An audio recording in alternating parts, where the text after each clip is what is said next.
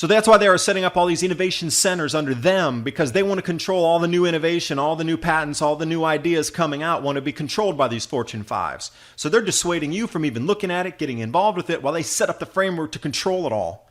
And then when you come back in a couple years and like, yeah, it works. Oh, hey, we made a mistake. Come on back in. They will have set it up and be totally in control by the time you rock back in, sheep. Adapt 2030 Mini Ice Age Conversations covers changes in our climate due to a new and intensifying grand solar minimum. In the media, overlooking, downplaying, or burying cold weather changes occurring on our planet. This is in order to keep the global warming agenda steaming full speed ahead. I do this podcast and radio program because we need to begin conversations on how to adapt our food growing strategies long before 2030 as agricultural zones shift, affecting global crop output. But very few mainstream media outlets are talking about the most important issue of our time: cold weather crop losses. Our sun is going through a 400-year cycle, which has effects on our weather patterns as our magnetosphere weakens and the jet streams go out of flow. It's not CO2, it's not you, it's the sun. Are you ready to thrive in the Grand Solar Minimum? Then join me for Mini Ice Age Conversations. I'm your host, David DuByne. When harvest season comes, generally futures and options contracts decrease in price because there's an abundance of that crop. Let's just say crop A. It could be any crop. In the leaner months, shall we say, when it's either planting or while it's growing, prices generally increase because they're unknown on what the yield would be further out. And also, what was in the silos, as they call carryover, is being used. And if it goes past a certain date, they said there's less of the newest year's harvest. And we're talking about specifically, let's use this year, heavy protein content rich wheat. Now, knowing that next year it'll even be less. So we were trying to put together something like this. The governments have to get it all together in 3 years or less. And you start to see across the planet, everybody's trying to lay down regulation. They're trying to put at least a foundation for law to build off of, so everybody has at least a guidepost or some kind of roadmap moving forward on how to structure anything based in crypto. It's more than bubble mania, that's for sure. But think about it. The roadmap for the Grand Solar Minimum and the roadmap for world governments, not a world government, but governments around the world to have a structure for all their citizens to be operating in crypto, to still buy, sell, trade on the international side as well. And how about sovereign settlements? That's what the Ethereum Alliance is about. Bitcoin being used for sovereign settlements. This all needs to be set up and running functional within 3 years as our crops just start getting wiped out. And, it's going to be that one rollover moment, that 100th monkey event when people wake up and realize that the crops globally, there's going to be less from every year forward. They're just going to wake up one day and realize that it'll be absolute news across. Something is going to be the catalyst for that event of full-on admission that this is happening. This is where we get into the human psyche and the human mind frame. Instantly, there's scarcity associated with that. How do you diffuse that scarcity factor? Well, you give people the wealth feeling. How do you do that? Well, you need to give them something new, a new asset class, perhaps. Crypto. Now, in the beginning, the food prices are going to be doubling and tripling, and people are going to notice it, and they're going to be hit in the pocketbook, for sure. People who have crypto, or if the governments are going to push people into it eventually, I don't know. But I know for sure they have to have the full system up and running in 3 years or less, or else the global economy stops on a dime right there, and everything implodes in on itself. But I don't think that's the plan. I don't think that's going to happen. I really don't. That would be the most tumultuous thing to happen since the collapse of the Roman Empire. If they don't get this blockchain up and running where everybody can get in and be able to transact in something that's universally recognized of a value. Now, currently we have reserve currencies across this planet that are utilized for that. Gold, silver. You can go anywhere on the planet with an ounce of gold and sell it. I don't care where you go. If you have an ounce of gold, you can sell it for that fiat currency in that country. Ounce of silver as well. I walk in and to slap that thing on the counter and paper money comes over the counter to me. Diamonds, not really at all. Emeralds, good luck. So when I'm talking about these things that have universal value, that has specific value to it on a minutely basis, it's absolutely redeemable anywhere on the planet. There's very few of these, except for our fiat currencies, gold, silver, and something liquid too. Obviously, if you have a deed to your house, that's worth in its value, but it's got to be liquid. There's something different. You can't drag a house with you across the planet. This is what we need to move into to keep our economy functioning and to keep the losses under several billion if we're going to continue into this grand solar minimum. TrueLeafMarket.com. I really want to talk about growing your own food, which will be a necessity moving forward. There's so many ways that we can go about growing different types of vegetables that we're going to need. Microgreens are incredibly nutritious. They're super fast to grow. In less than a week, you can have something that you can eat. Also, sprouts. We can get those a little bit taller, a little more dense, a little bit larger volume on the vegetation mass coming off of there. So how do you know what kind of sprouts to grow? How about wheatgrass or herbs? What about different types of herbs that we can add to our foods? Now, what I just described to you, there's a full range of starter guides there at TrueLeafMarket.com for you to take a look at.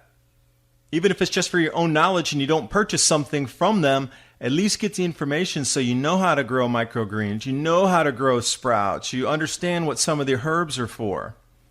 TrueLeafMarket.com. Use the link below and give yourself the gift of organic and heirloom seeds. Resistance levels, again, around 9,000. If it clips over 10, we're into the next run. Is it going to match up with the timing and the news on the loss of our crops, reduction in the winter wheat in the United States, along with Canada, canola crop, and a few others up there? Is it going to match up when the losses reported around northern Russia, the Ural Mountains, the delayed crop planting across Europe? See if there's a trend and an overlay on this here as the next run up comes. They're going to want tax money. They're setting it up. They're not going to let all of this run to infinity and you become incredibly wealthy without taxing you. If you believe that, I have a bridge for sale for you in New York. Brooklyn, I got a bridge for sale just for you. Because in the future, 10 years from now, hell, they're going to have some AI program or some kind of algorithm to trace back every single transaction associated with a transaction hash that's going to peg back to you. And if you come in somewhere, Gemini or Coinbase or whatever exchange you're in any country, you come in on Kraken, you came in over somewhere in Japan, doesn't matter. They're going to backtrack all those transactions and see what your buy point was and how you've been selling or holding, and they're going to tax you on that. Maybe not today, maybe not next year, but sure enough, the tech's going to get good enough in 10 years, 5 years from now to do that. And the tax man is coming. I will go on the record and say I am looking for Bitcoin at 40,000 US dollars plus. When is the catalyst kick in? When is that going to start, though? If we can peg when the start date is correlated with some news, specifically with crop losses or something that's a trigger, you can start to follow the pattern and see when the next run-up's going to be. And if it does follow crop patterns, the harvest season should trigger the downturn this time, because when the crops come in and the prices drop, won't matter. Price of food's down, everybody's psychologically, oh good, it's down, it's not as costly, oh there's no price increases on the food now, oh okay, great, everything's cool, I'm feeling good now. The human psyche works like this.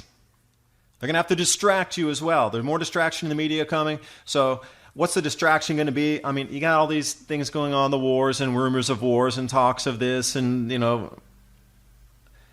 what's happening down in South Africa, that's going to decimate the South African wheat production. And you got to realize South Africa supplies an enormous amount of wheat to Africa. So with all the confiscation of land down there, that's going to be a mess. Watch that grain production almost go to zero down in South Africa over these next year or two. If it follows anything like Zimbabwe, it's going to go to zero. So how's that going to drive the grain price globally? I mean, South Africa is a pretty large producer. Everywhere else is going to start to decrease its output. Australia is expected to have the coldest winter on record. So with that being said, they're going to lose grain down in the south areas, especially around Mali. When you start to pinpoint areas where grains are being lost across the planet, Mali in South Australia seems to be one of these points that has been crop loss after crop loss since 2014. You start to see it pop up in the news. That whole grain belt around there, Mali, that is a for sure going offline. And then you just have to see how much grain comes from there, and then you can add it into the global total. And then if you add in the South African losses, and you add into the U.S. losses, and you add in the losses across Russia and the Ural Mountains, and you start to see that it's becoming more than a trickle of going offline supply at the moment. It is becoming sort of a turning the faucet on, noticeable change into the percentages, plural now, versus like a 2%, a fraction of a percent here. Now it's becoming something noticeable globally. At 3% loss from last year down, what's it going to be next year? 5% more down? And then the next year when it's what, 10, 12, 15% down globally? World wakes up, and there's a huge problem at that point. Wealth factor feeling disappears, and people get angry, they get scared, they get scarce. This is the X factor that, we can come out and we can make forecasts out until what happens here, but at that point, that's the unknown. Then what? People are going to react somehow, but then what? You can only see out so far, and that you see the event that's going to happen. Action after that is unforecastable, I guess, unless you have detailed records of psychological studies in some scarcity situation in some prehistorical times.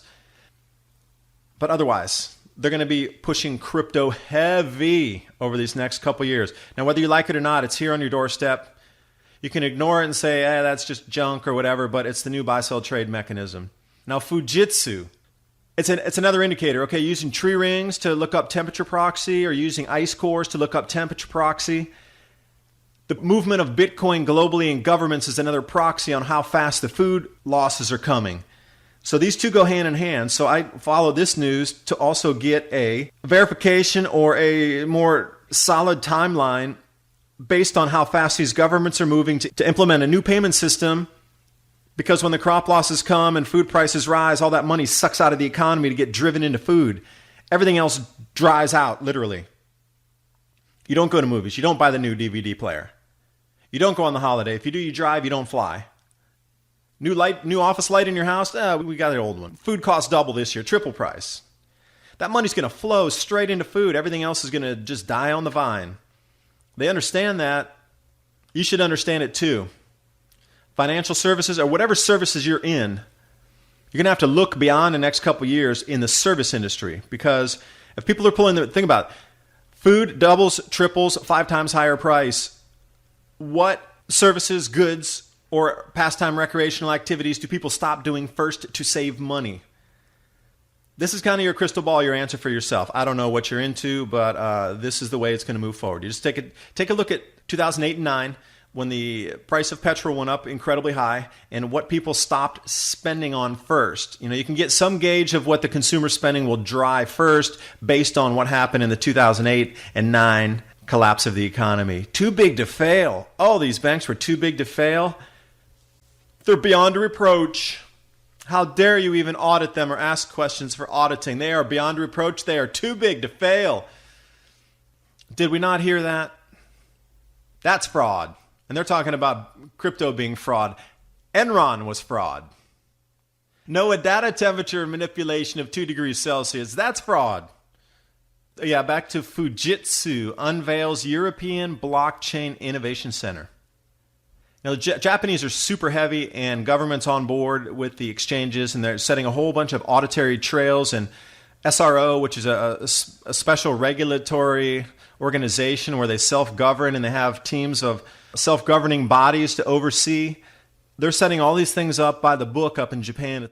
Also in Taiwan, Jason Shu is putting forth regulation and introducing laws into the new Congress to stimulate blockchain and have Taiwan as a blockchain innovation center across this planet.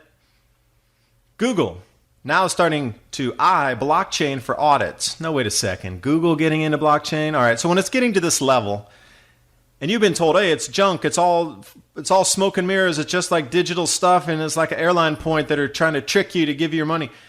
When Google's getting in to start to use it, and we got all the major banks on the planet using it, our Fortune 500 companies are using it, you might take a look and say, why is the media dissuading you from using this? Buying it. When they're all behind the scenes, loading up, innovating, building it out. They want to control everything when it comes into the new world. That's why. They don't want others to get a head start or get a jump. The innovators, the persons not associated with this kind of Fortune 5 world are able to compete with the Fortune 5s at this time in history, and it's one of the first times in history ever.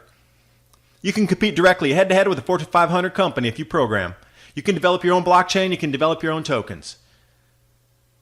So that's why they are setting up all these innovation centers under them, because they want to control all the new innovation, all the new patents, all the new ideas coming out want to be controlled by these Fortune 5s. So they're dissuading you from even looking at it, getting involved with it, while they set up the framework to control it all. And then when you come back in a couple years and like, yeah, it works. Oh, hey, we made a mistake. Come on back in. They will have set it up and be totally in control by the time you rock back in, sheep. And they do call you sheep. They call me and you sheep. They call us cattle. Yet these are the same people saying, don't use crypto, but we're out there building up everything. We're building out wallets. We're building out protocols, but don't look at it. We're limiting mining firms, but we're setting up mining in our own offices. Crazy what is going on, the way that they're trying to make you look the other way while they're doing the exact opposite of what they're telling you not to do. There's other news articles coming out. Jack Dorsey, talking about Bitcoin is going to be a world's single currency. And, you have all these prophecies coming out talking about a one global government using one money system and whatever. This fits some of the bill. So again, this is a consolidation of power, nothing more. It's not that they're trying to protect you as the consumer. They are trying to consolidate power outside of your hands and your own opinions of just being able to find information freely. They want to control the flow, has to go through them, and then they'll give it to you. But any kind of transaction has to go back through them, and of course they're going to take their cut. This decentralized world is not working for them. It was great when it was like a little tiny thing with just a few dudes and ladies coding and trading amongst themselves. But now when it's mainstream and there's billions and hundreds of billions of dollars rolling across the desks, now they're getting involved. Global blockchain patents filed spiked in 2017. Huge rise in blockchain-related patent applications across the globe. And guess who has the most? South Korean Intellectual Property Office #1. That's interesting. So you see, you're able to compete on par with the Fortune 5s now. You as an individual can go ahead and create some blockchain-related app, patent that. You're in control of it, not them. This is why I like the decentralized aspect of this whole thing moving forward, because it levels the playing field finally for at least a short time. We've had these last couple years to try to get on the playing field with these huge companies that were always in control. And then in the G20 conferences, they are absolutely solidifying crypto tax policies globally in this new framework of emerging technologies is one of their main talking points. And this is why I'm saying they're getting it together before the food crop losses occur. They understand what's going on. You should too. You have to see both of these connected to understand the full picture. You need a history book, and you need a couple new modern science satellites and good websites with information. Once you connect all this together and you understand what happened in the past is going to be our future. Look for the solutions they're providing for the new problem that's not exactly full-blown yet. This is the thing about seeing into the future. Finding the solutions for problems that you see will arise but are not here yet, so you can be in front of the wave, so you have the solution when the problem arrives. And I'm sure many of you have solutions out there that are just waiting for the right time to come out. And if you do have solutions for anything, you should really start to write that idea down on paper and see how it correlates into this new movement of the world we're entering as old systems dissolve and fall away, and as these new systems and new society emerges. There's an enormous amount of opportunity. And I'm sure all of you have dreams and ambitions and ideas and solutions. And this is what we need most, is solutions for all these huge problems that we're about to encounter. And it's all going to come down like just a crashing pile of bricks down at the exact same time. It's not going to be a gentle lead into this thing. You're starting to see the weather changes happening faster than predicted right now. And the uptick in around 2019-20, if you have a solution for any of this, A, I want to talk to you. And B, the world needs you. We really need solutions right now. They're unveiling this to go global. I would say probably about a year, and everything, the amount of news is going to tick up just as fast as the weather changes. And that's all I'm saying. Use crypto reporting as a proxy for how fast the weather changes are coming and how fast everything's going to move with our food pricing. And if you're keeping an eye on it and you just kind of peruse the headlines, you don't even need to read the full articles. Just read the headlines as you drip through like CoinDesk or Cointelegraph. Quickly peruse that and look and see which governments, which countries, which stock markets, which lawyers, which protocols, there's so much to go with. And see how fast it's moving. So I want to jump over here to iceagenow.info. He's the author of Not by Fire, But by Ice. He came out several years ago talking about these same changes, but he said it's going to be a little more intense because these longer, more higher duration cycles, more powerful cycles. He's talking about society upsetting events based on cyclical patterns that are repeating. He goes back into the Ice Age. And when we come out of the Ice Age, these ancient societies, how they move forward and what we're looking for in the future and how we're going to digress. And when this comes again, how this is going to affect our world. Moscow. It's not like spring at all. Moscow's reporting that it's still like wintertime there. That is crazy. When Moscow reports that it's still like winter in the spring, you should be, taking a look at some of these events happening. Climatic norms several degrees below normal and snow, which is not normal. Even in Moscow. Yeah, I know it snows around in Russia a lot, and it's very known for cold conditions and snow, but they do get summer. And Siberia is brutally hot in the summer. If you don't know that, Siberia, the temperature swings there between summer and winter are extreme. It's 40 degrees Fahrenheit below zero, 40 degrees Celsius below zero, and then it'll swing up to 45 degrees Celsius above zero or, 105 degrees. Russia gets some hot summers. Bulgarians are rushing to save frozen storks, as in the bird, the bird that they always have to deliver the baby, the stork. S-T-O-R-K, storks. These birds are migrating at the moment, and they're coming in, and all these migrating birds are running into these weather fronts that they're not used to anyway. So they're finding birds that are falling out of the sky. Some of them are starving. Some of them have, they just hit something and they fall. There's a lot of bird incidents around the world at the moment, but this is really interesting. The birds' ice-covered wings force them to spend the night on the ground instead of in trees, right? So, how much colder is the ground in a frozen area than it would be in a tree off the ground? They're taking these frozen storks, they're taking them into their homes to try to rewarm them and then feed them fish. And they're talking about in Bulgaria, it's the first time we've seen so many storks in distress. And these are coming from wildlife rehabilitation officers. People who've been working there for 50 years are saying that this is the most storks we've ever seen in distress. And if you didn't know right now, the atmospheric river that is pummeling California's all-time record rain California now. And the records have been kept back into the 1840s there. California Gold Rush, 1849. They set up the first weather station, I think it was like 1852. 1855, surely the network was being set up by that time. They have a lot of records going back to 1860s is when a lot of the official records started. So, we were told that California was going to dry out and we were going to go into a 100-year mega drought because of global warming and CO2 influences. I wonder how much of that has been censored and removed from the internet. You probably got to go back into the Wayback Machine to find that, because I know Google does a very good job of censoring any of that information that didn't come true with the IPCC. You actually need to go to DuckDuckGo's search engine to find any of these Wayback stuff that Google makes disappear.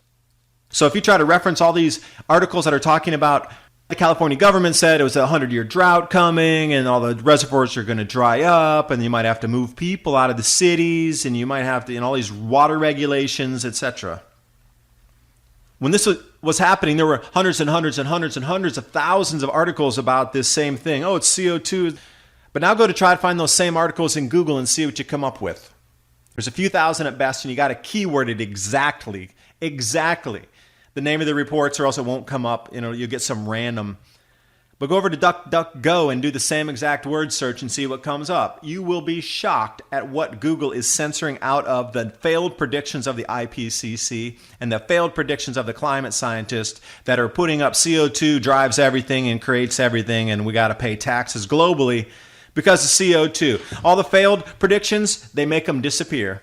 And if you thought changes like these were limited to today's world, The Fate of Rome, Climate, Disease, and the End of an Empire. This book is a sweeping new history of how climate change and disease helped bring down the Roman Empire. An interweaving grand historical narrative with climate science, the fate of Rome was decided not by emperors, soldiers, and barbarians, but also volcanic eruptions, solar cycles, climate instability, and devastating viruses. That is incredible. In an area where it was supposed to be a 100-year drought, all based on CO2. Where's the retraction on the models? Like, oops, we made a mistake on that. Actually, we're not going into a 100-year drought. It's flooding, but we made a mistake. So let's take a look at the models and find out where the mistake was made, and then let's put a new projection out there. Sorry, hey, it's science. It moves forward. We tried one method, it didn't work. Awesome, it's science. Now, if they could come to grips with that without all their inflated egos and say it's science, all right, we tried that, it didn't work. Let's look at something else. All right, let's take a new model run. Let's look at what didn't work in the past models and try to move it forward. But no, it's still got to be CO2, and they just won't back down that their models failed. It's always still got to be CO2. Well, why don't we work in the scientific community together like real science does, and if something didn't work, learn from the mistakes and make it better. I do believe, though, I really believe this, by either the end of this year or into the middle of next year, this CO2, what you have been told your whole life, is absolutely going to disappear. I think we are at the very last 12 months or maybe 18 months of what you consider global warming, hysteria, CO2 driving climate. I believe we are at the end of that, absolutely at the end. It will be inexplicable and unexplainable for them with these cold weather losses coming and with the cold temperatures coming to explain it. They're going to have to absolutely give you a new and different explanation as to what's going on. It's not CO2. It's not you. It's the sun. They're coming out everywhere now. It's enjoyable, but it's frightening to see. I'm going to come back to Ice Age Farmer Christian. In one of his newest videos, he's talking about special report for food losses.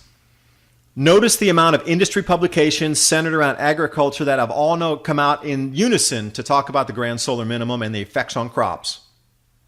From the U.S. to Asia, over to Africa, wherever you go, industry publications in the ag sector are now talking about the Grand Solar Minimum and the reduction in our global crop yields and how these farmers are going to get ready for it. And that's a great step forward, and I applaud all these industry journals for coming out and finally talking about it. But I'm going to say it's a little too late now. We wasted years, and how many countless billions of lives are going to be lost because of this whole myth that we've been sold CO2. And I do say billions because billions are not going to make it through this event. We are not prepared at all in any way, shape, or form. Our agriculture is not prepared for this. And we are even wasting precious time, seconds, minutes, and hours right now when these changes are occurring, and they're still talking about CO2. We need to have a Manhattan Project, and we need to get every global media on board right now to come out with a global message like, things are changing, and you better get ready right now yourself. You are on your own. There's no government help going to come and help you. You're going to have to grow your own food. Systems are going to start breaking down. Just-in-time delivery. There's no letters of credit. This is why we need crypto, because there's going to be no letters of credit, and things are going to dry up in shipping. How are you going to pay for shipping if some of these countries are going to collapse their financial systems? Venezuela is a perfect example. I think that's a test case. They isolated that to see what it would. That's a petri dish over there. They wanted to see what would happen because they knew they could isolate it as a petri dish. That is a test case for what's about to happen to the rest of the planet, say circa 2022. The global media needs to come out right now and say, hey, we have a serious problem and it's going to take, why don't we have 8 billion people thinking about solutions for this? I don't care if you're some 12-year-old kid in India. If you got a solution, or you're some 9-year-old kid in Africa, or a 16-year-old girl in whatever, I don't care where you come from or what age you are. If you got a solution, it's time to talk about it. And this is the only way we're going to move forward, is combining solutions together and combining thoughts to move into this new paradigm. This is a shift of reality. It is a shift and a reset button for everybody on this planet. This video is brought to you by our friends at TrueLeafMarket.com. Heirloom and organic seeds for any grow zone on our planet.